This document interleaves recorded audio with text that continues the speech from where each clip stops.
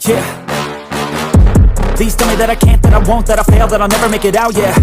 Please tell me all the bad, never good, fill my head full of every single doubt, yeah. Please say any negative thoughts, I pop off when I hear people say I cannot. I get off to the thought of proving everyone wrong, I won't stop to the top, so you better back off and get lost. I'ma stay loud, stay proud, never running out, never heading south. I'll be spreading out, call it word of mouth, can't put me down, I'll be getting loud. You can have your doubts, not what I'm about, have your fucking cloud. It be raining now, I keep making sound, go another round, bitch I'm legend bound, can't stop me now.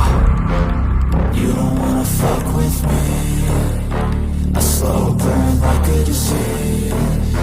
Just tell me that I can and I'll show you things that you couldn't believe. Just tell me that I can. Just tell me that I can. Just tell me that I can. Just tell me that I can.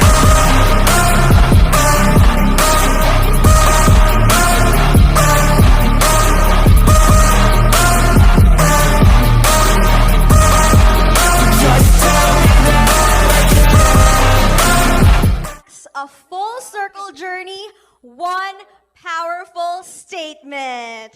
Wakas at simula! Sa Lollapalooza kayo. Grabe, oo, you broke the internet. Yes, okay. So tungkol dyan yung next question ko. With your upcoming performance in Lollapalooza, how does this album prepare you for the global stage? Well, I think all of our, since it's, di ba, Wakas at Simula, it's like a journey from the beginning of SB90. So, technically, we've been preparing for this moment our entire lives. So, yun na siya eh. Kasi we've experienced so many stages, we've experienced so many, let's say, concerts, festivals, and we've represented a lot of times for different types of solidating scenarios.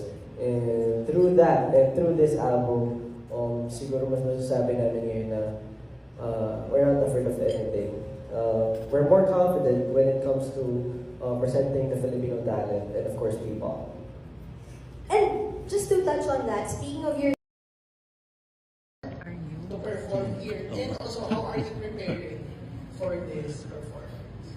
Talaga po nagigigil lang. I mean, meron po kami upcoming concert sa April 18. Pero sobrang ina-anticipate namin po yung performance nito. Siguro po gusto ko lang din pasalamatan siyempre yung mga tao behind it. Like Nation, Miss Riza, siyempre Wansi. Kung wala sila, hindi namin makakapit yung opportunity na po. Sabi nga po ni Josh, ever since we started our career as artists, parang yun talaga yung pinaghahandaan namin. Itong moment na ito na makapag-perform sa Lollapalooza and show them how talented Filipinos are. And hindi ko po alam, hindi ko ma-imagine or hindi ko ma-explain kung ano yung gagawin namin doon. Pero for sure, it's something that all Filipinos will be proud of. Right now, syempre may mga pakulo kami pagdating sa music na perform namin doon. Syempre, definitely, yung arrangements, mas matinding production, just to show them kung ano talaga yung kaya natin doon. So, sobrang excited naman.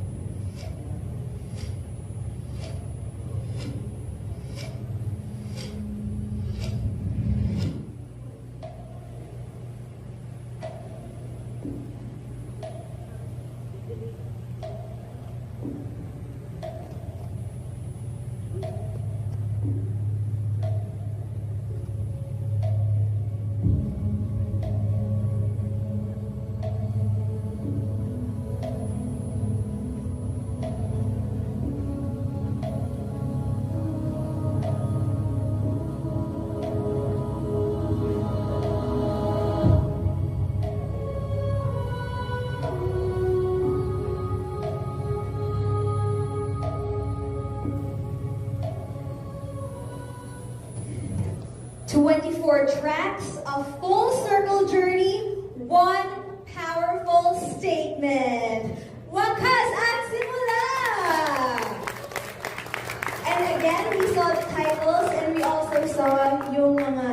acts nila with their collaborations. Again, we have Be First, a Japanese boy group, and we also have Jolene, yes, an Asian superstar from Taipei. Happy congratulations, SB19! And again, remember, posting of the track list is allowed only at 3:30 p.m. Anong oras na po?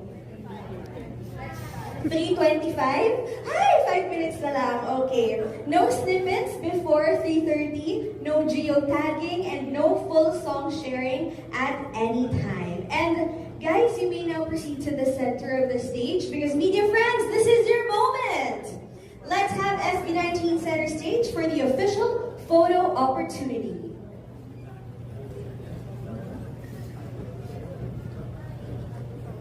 There you go. Okay.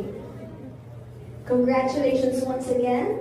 Maraming salamat po sa pagdating po sa aming press club. This means a lot to us. Excited din po kami na marinig niyo yung kwento namin about sa next chapter ni SB19. And naging malaki po kayong parte ng career ng SB19. So maraming salamat po sa inyo. Yay! Okay, would you like to greet everyone? Isa-isa. Sabunan natin sa pinaka-cute, si Josh. Hello everyone. Syempre, I would like to also acknowledge our Weverse viewers. Actually, we are live now on Weverse. And ayun po, I just want to say thank you for making time and ayun, sana mag-enjoy tayo today. Thank you, Josh. Ken!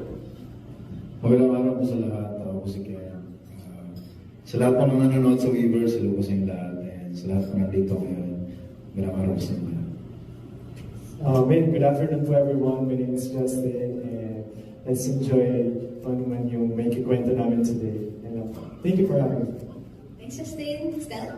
Hello po, magandang araw po. Pwede ba marinig yung energy niyo today in 3, 2, 1? Let's start the day with a nice energy, everyone. Thank you so much for coming in today and spending the day with us.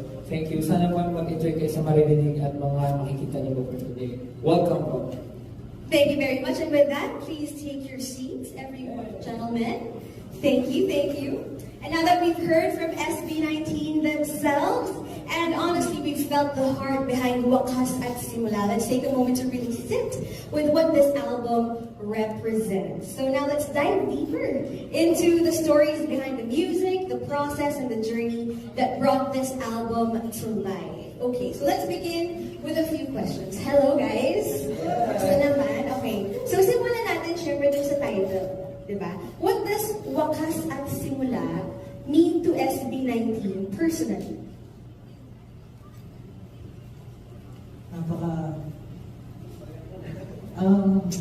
Well, Wakas at Simula, sa hindi po nakakalam, 8 years na po si SB19. This is our 8th year. Sobrang tagal na po namin magkakasama. And, syempre, kapag ganito ka katagal, parang iniisip mo na rin or kinakontemplate mo na rin kung ano ba yung next chapter or matatapos na ba yung grupo o ano ba yung mangyayari sa akin. Pero, for us, this is a milestone na nandito na kami ngayon. And we want to celebrate at the same time, look back at everything that we have done kasama yung mga tao na sumusuporta sa amin. Kayo rin po, yung malaking parte ng journey po ng SB19. So, kasang simula. Thank you for watching, guys. See you in the next video and update. Please like and subscribe to my channel. Keep watching. God bless everyone, and always remember, be yourself and be a good one.